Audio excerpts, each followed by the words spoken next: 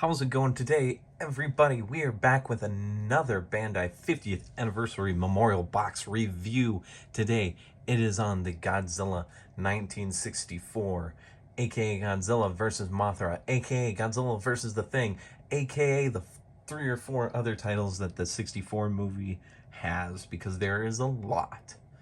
This is, once again, another one of the big boys from the Memorial Box set. And definitely a favorite. This suit is a popular one. So, if you guys could, by the end of the video, if you like the video, like, comment, and subscribe, I would really appreciate it. And let's get on with the video. So, the sculpt, accuracy, oh boy. Once again, we have another Godzilla that's just like absolutely perfect. This figure is, once again, the quintessential 6-inch Godzilla, I think. Yeah, this can't beat X Plus, but I don't think there's another 6-inch 64 out there that can beat this. Neither Monster Arts, not the smaller X Plus, not the YMSFs. This guy's just perfect. Look at that face. You can't tell me that's not 64. Look at how he looks at you. Just the stare, the eyebrows, the open mouth, down the body. The sculpt is just popping. It's definitely different. I like how some of these 60 suits, they seem to have kind of like did something to bring the sculpt out even more. The tree bark look, it's really nice. The shading and everything, there's just, he's kind of like a darker green kind of, and then he's got like these light almost green shadings. He's got here on the center, a little bit on the crotch, his knees, even on his hands. The nails are painted in this kind of more traditional bone white color. The spines on the back, kind of that same bone color, except once again it's glossy, so it just shines. And then they've got this marvelous looking, the marvelous mold spray painted in the middle. It just looks really good overall. And look at that, paint all the way down to the tail. His tail's a little bit thinner than 62's, and it kind of goes the opposite ways of his, but it looks nice. He's just, oh, I love this figure. This is the 64. I mean, you get his leg back just a little bit. You got him walking, just doing his thing. I love this movie. It was one of my first Godzilla movies, so this suit's definitely special. And this is normally people's, one of the main movies you hear is the #1 favorite movie. So it's awesome to have this suit finally. When it comes down to size comparisons, because I don't have an 8-inch Mothra, I do have the SOS Mothra, and I would say just kind of looking at it, just kind of looking at it, she's maybe a little bit too small. We do have the, I think it was Mezco is releasing those, the Showa lines, and they do have a 64 Mothra coming out. So maybe that one will be a little bit more in scale, but I believe those are also 4 inches, so maybe not. But it looks right, and then she looks kind of small. I feel like she should just be a little bit bigger, but I think this still works. This still works as a scale. You can still use it, because there isn't a Bandai Showa Mothra yet. I do think they're gonna do it. I do. I feel like that's one of the main, like, big suits that they're missing for any of the characters is the Showa Mothra.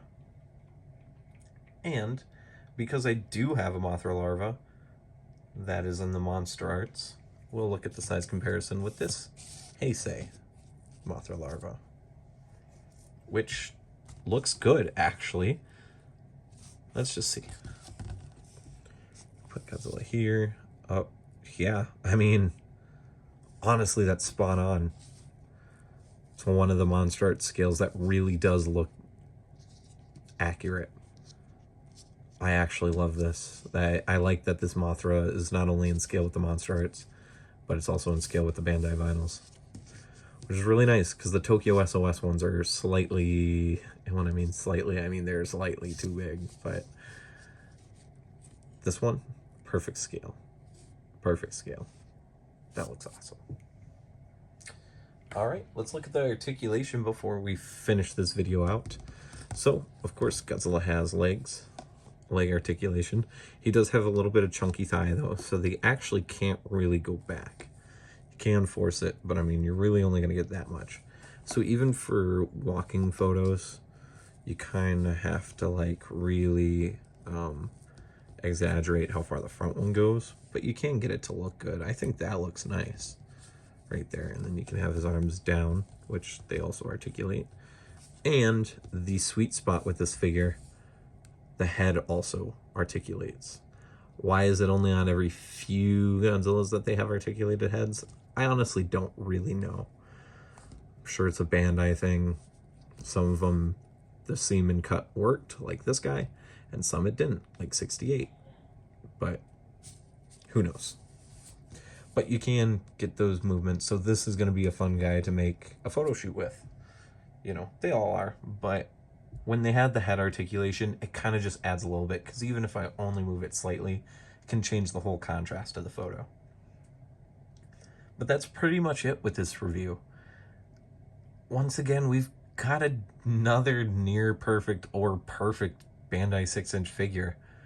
And trust me, I am not just throwing out good numbers on these because they're memorial box sets and I'm excited to own the set. I'm still looking at these critically because at the end of it, on the final review, I'm going to do an overall memorial box set and make a video on whether it's worth the money. And I got to tell you right now, with the first 4 releases, this is really worth it. Because this is another 10 out of 10. Like, these figures aren't highly sought after for no reason. It's not just because they're the only interpretations of these suits, it's because they're just that good. In this scale, it is impressive. Yes, if you want the most accurate, go to the resin kits and the X Plus kits.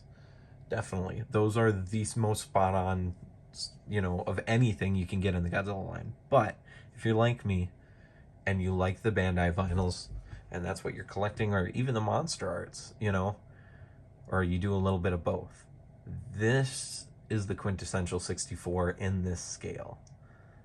To me, nothing's better than this. It's got the articulation to match it to. It just is really, really nice.